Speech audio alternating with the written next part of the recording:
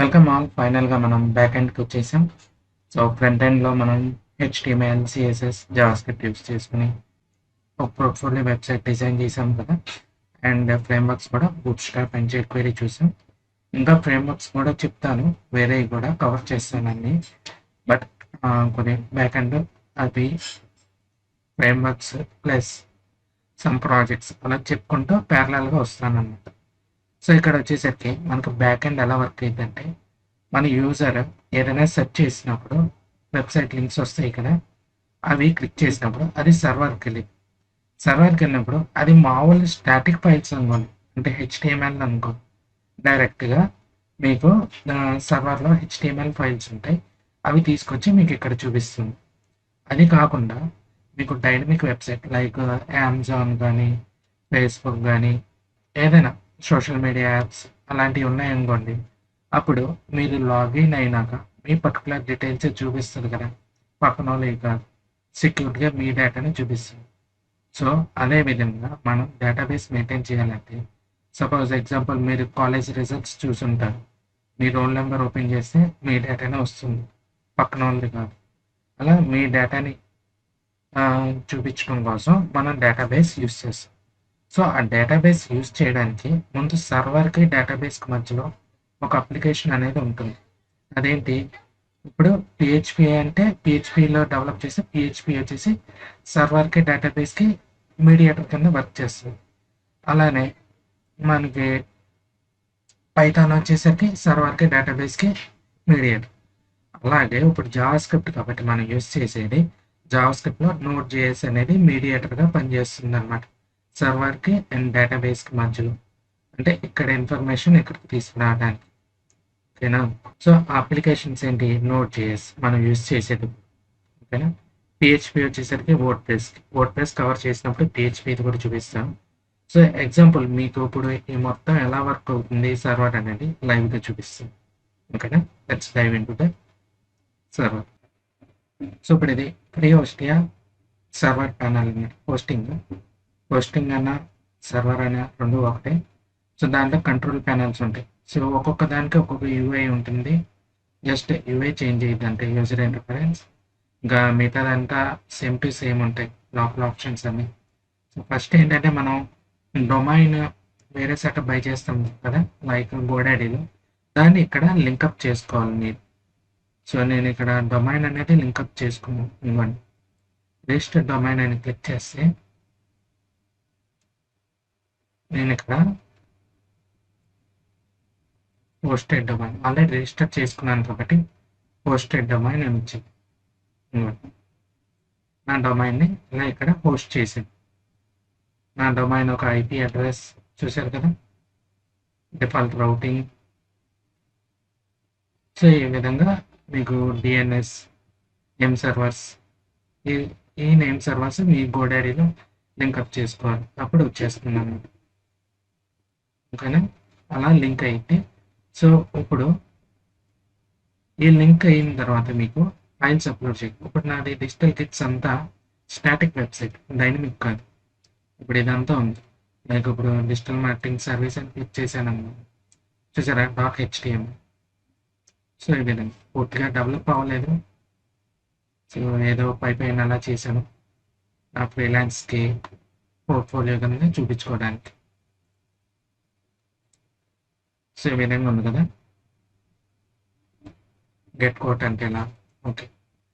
So ఇది static files. ఇది ఎలా చూపిస్తుందంటే, మనం ఇప్పుడు ఈ డిజిటల్ కిట్స్ అనే డొమైన్ మీద సపోజ్ నేను గూగుల్లో టైప్ చేస్తాను. సో ఇప్పుడు నేను గూగుల్లో సెర్చ్ చేస్తున్నాను డిజిటల్ గిగ్స్ అని.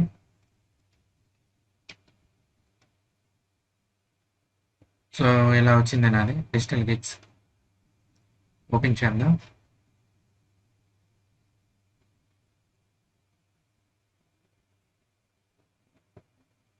ఇది .com నాది కాదు. ఓకేనా. ఇది .com ఉన్న వాళ్ళది చూడండి, నాది .in. ఇది .com వాళ్ళది. వాళ్ళు ఫ్రమ్ ఎవరు, ఎక్కడి నుంచి, ఇది కెనడా నుంచి వాళ్ళు. ఓకే. నాది ఇది డిజిటల్ గిక్స్ డాట్ ఇన్. సో ఇలా సెర్చ్ చేసాం, ఇది ఓపెన్ చేసాం.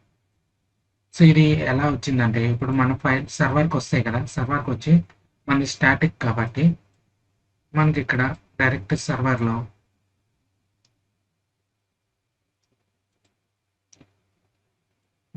ఇలా ఇండెక్స్ అనేది మెయిన్, అది వచ్చేసరికి మీ డొమైన్కి లింకప్ అవుతుంది, మెయిన్ ఫైల్ అనమాట. అది దీనికి యాడ్ అవుతుంది, ఈ డిజిటల్ గిక్స్ డాట్ ఇన్కి. ఓకేనా? సో అది ఇలా ఈ ఫైల్స్ని అక్కడ ఇచ్చేస్తాం. అదే ఇప్పుడు మీకు డైనమిక్గా ఉంటే ఎలా. సో ఇప్పుడు ఇది చూసారు కదా, ఇది బీటెక్ ఐఓటీ నా బ్లాగ్, పర్సనల్ బ్లాగ్. ఇది వర్డ్ప్రెస్లో డిజైన్ చేశాను. ఇదంతా వర్డ్ప్రెస్లో డిజైన్ చేశాను అనమాట. సో మీకు ఇక్కడ కోర్సెస్ కూడా ఉంటాయి చూడండి, ఇక్కడ యాడ్ చేశాను.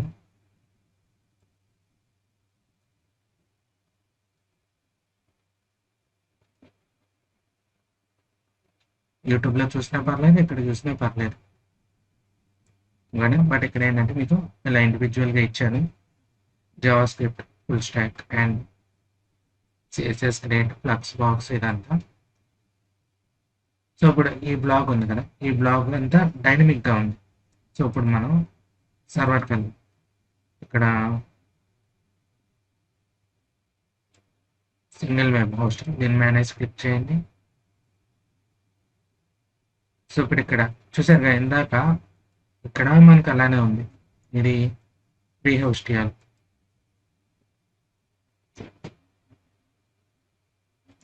ఫైల్ మేనేజర్, MySQL డేటాబేస్ ఇదంతా కామన్ పార్ట్ అనమాట. సో అలాగే ఇక్కడ కూడా ఫైల్ మేనేజర్, డేటాబేస్ ఇదంతా ఉంది. ఇది వర్డ్ప్రెస్ హోస్టింగ్ అనమాట నేను తీసుకుంది. సో ఇలా మనకి ఫైల్ మేనేజర్ అన్నీ ఇక్కడ వచ్చేసరికి సైన్ ఇచ్చాడు చూడండి, వర్డ్ప్రెస్కి హోస్టింగ్, నెక్స్ట్ పర్ఫార్మెన్స్ చూసుకోవడానికి, next security, email accounts, domains, sub domains ఏమైనా యాడ్ చేయాలంటే అది, వెబ్సైట్స్, నెక్స్ట్ ఫైల్స్లో వచ్చేసరికి ఫైల్ మేనేజర్ ఇదంతా ఉంటుంది. సిమిలర్గా ఇక్కడ కూడా మనం ఫైల్ మేనేజర్లోకి వెళ్దాం. Access all the files are బీటెక్ ఏమిటి, all the files in single web hosting. So click చేద్దాం.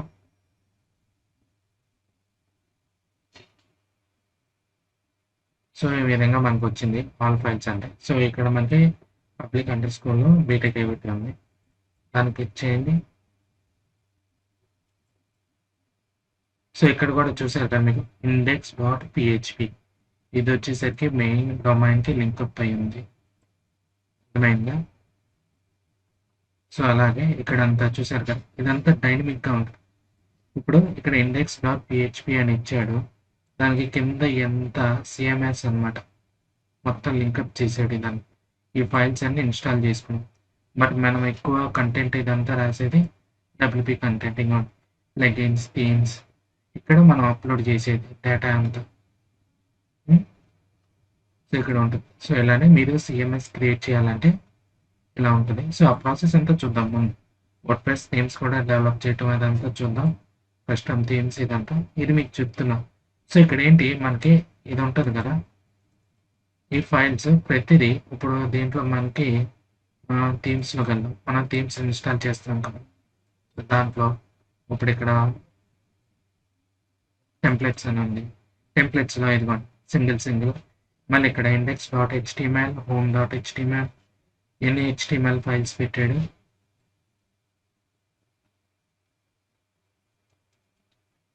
ప్యాటర్న్స్ మళ్ళీ ఇక్కడ పార్టీషన్స్ అనమాట, టెంప్లెట్ సింగిల్ portfolio.php. అదే ఇంకో థీమ్లో వచ్చింది. ఇంకో థీమ్లో చూస్తే ఇక్కడ డైరెక్ట్ కింద ఉన్నాయి single.php, side bar, index.php, home. ఇలా చూసారా, ఇక్కడ ఈ థీమ్లో వచ్చేసరికి ఇలా ఉన్నాయి ఈ ఫైల్స్. సో వీటిలో మనం ఏంటంటే ఇండివిజువల్గా అవన్నీ కాల్ చేసుకుంటాం. సపోజ్ మీకు చూపించాలంటే వర్డ్ప్రెస్ థీమ్ లోపల ఎలా ఉంటుందంటే ఇదిగోండి ఈ విధంగా మనకి ఉంటుంది. ఇప్పుడు మనం HTMLలో లాంగ్వేజ్ పెట్టుకున్నాం కదా, ఇక్కడ నేను మీకు చూపిస్తాను ఆగండి. ఇది క్లియర్‌గా అర్థమైంది. యాహ్! ఇక్కడ ఇండెక్స్ పెట్టుకుంటే మనకి చూడండి. ఈ లాంగ్వేజ్ ఇక్కడ హెడర్‌లో కనిపిస్తుంది కదా! ఇక్కడ లాంగ్వేజ్, ఈ మెటా ట్యాగ్స్, టైటిల్ ఇదంతా మనం డైరెక్ట్ రాసుకున్నాం. అదే వర్డ్‌ప్రెస్‌కొచ్చేసరికి మీకు చూడండి. ఇక నేను header.php ఓపెన్ చేస్తాను. లాంగ్వేజ్‌కొచ్చేసి లాంగ్వేజ్ అట్రిబ్యూట్ ఎలా అని. నెక్స్ట్ మెటా ట్యాగ్స్‌కి వచ్చేసరికి ఈ ట్యాగ్ రాస్తే మెటా ట్యాగ్స్ అన్నీ ఇక్కడ కాల్ అవుతాయి. టైటిల్‌కి ఈ ట్యాగ్. ఈ విధంగా మనం డేటానంతా డేటాబేస్ నుంచి ఇక్కడ కాల్ చేసుకుంటాం. డేటాబేస్‌లో ఎలా ఉంటది ఒకసారి చూద్దాం. సో, ఇక్కడ చూసారు కదా! డేటాబేస్‌లో ఎన్ని టేబుల్స్ క్రియేట్ చేసి ఉన్నాయి. ఇయన్నీ ఒక్కొక్క దానికి ఫంక్షనింగ్ అన్నమాట. మైస్క్యూఎల్ డేటాబేస్ చూడండి. ఇలా ప్రతిదీ డబ్ల్యూపీ పోస్ట్స్ ఉన్నాయి కదా! ఇక్కడ వచ్చేసరికి మన బ్లాగ్ పోస్టులు అన్నీ ఉంటాయి అన్నమాట. ఇదిగోండి చూడండి ఆథర్ ఎవరు 1, 2, 3 అని ఉంది అలా. ఆ 1 కింద నేమ్ అది సేవ్ అయింది కాబట్టి ఇలా అన్నమాట. సో, పోస్ట్ డేట్ ఏంటి 1. నెక్స్ట్ పోస్ట్ కంటెంట్ ఇక్కడ ఉందంతా పోస్ట్ కంటెంట్ అంతా. నెక్స్ట్ పోస్ట్ టైటిల్, స్టేటస్ ఏంటి ఇదంతా ఒక టేబుల్లో సేవ్ అయింది చూసారు కదా! సో, ఈ విధంగా మనకి మొత్తం డేటాబేస్ ఎంటమాలో ఉంటుందండి. సో, నేను కూడా మీకు MySQLే చూపిస్తాను. ఎందుకంటే అన్నిట్లో మీరు ఏది సింపుల్ చీప్ సర్వర్ తీసుకున్నా మీకు ఈ ఫ్రీ హోస్టియా తీసుకున్నా దేంట్లో తీసుకున్నా MySQL అనేది ప్రతి దాంట్లో ఉంటుంది. బట్ మాంగోడిబి, మాంగోస్ అని వేరేవి కూడా ఉంటాయి. అవి వచ్చేసరికి మీకు స్పెషల్‌గా యూజ్ చేయాలి. అది సెపరేట్ పార్ట్ అన్నమాట. సో, MySQL అనేది ప్రతి సర్వర్‌లో ఉంటుంది మీకు. సో, అందుకోసం నేనేంటంటే మీకు డేటాబేస్ కింద MySQL యూజ్ చేశాను. అండ్ మనం బ్యాక్ ఎండ్ లాంగ్వేజెస్‌కి నోడ్.js ప్లస్ PHP ఎక్కడంటే మీకు వర్డ్‌ప్రెస్ థీమ్స్ క్రియేట్ చేయడానికి. ఇప్పుడు వర్డ్‌ప్రెస్ కూడా ప్యారలల్‌గా కవర్ చేసుకుంటూ వెళ్తాం. ఆ వర్డ్‌ప్రెస్‌లో మీకు PHP యూజ్ అయింది కంప్లీట్‌గా. ఇప్పుడు మనం జావాస్క్రిప్ట్ మెరైన్ కదా యూజ్ చేసేది. మెరైన్ ఫుల్ స్టాక్ కదా! సో, నోడ్.js యూజ్ చేసుకొని చేద్దాం. అండ్ ఆ నోడ్.jsలో మన డేటాబేస్ కింద MySQL యూజ్ చేయాలి. అండ్ వర్డ్‌ప్రెస్‌కి వచ్చేసరికి మనం మీడియేట్ అప్లికేషన్‌కి ఏం యూజ్ చేస్తాం? సర్వర్‌కి డేటాబేస్‌కి మధ్య PHP. ఓకేనా? సో, ఈ విధంగా మీకు మొత్తం అర్థమైంది అనుకుంటున్నాను. సో, ఇంకా ఏదైనా డౌట్ ఉంటే బ్యాక్ ఎండ్ పార్ట్‌లో ఎలా వర్క్ అవుతది అనేది కామెంట్ చేయండి. ఓకేనా? నెక్స్ట్ నుంచి మనం ప్యారలల్ నోడ్.js, WordPress and some HTML projects అయన్నీ చూసుకుంటూ వెళ్దాం. ప్యారలల్. ఓకేనా? Okay. See you in next video. Bye.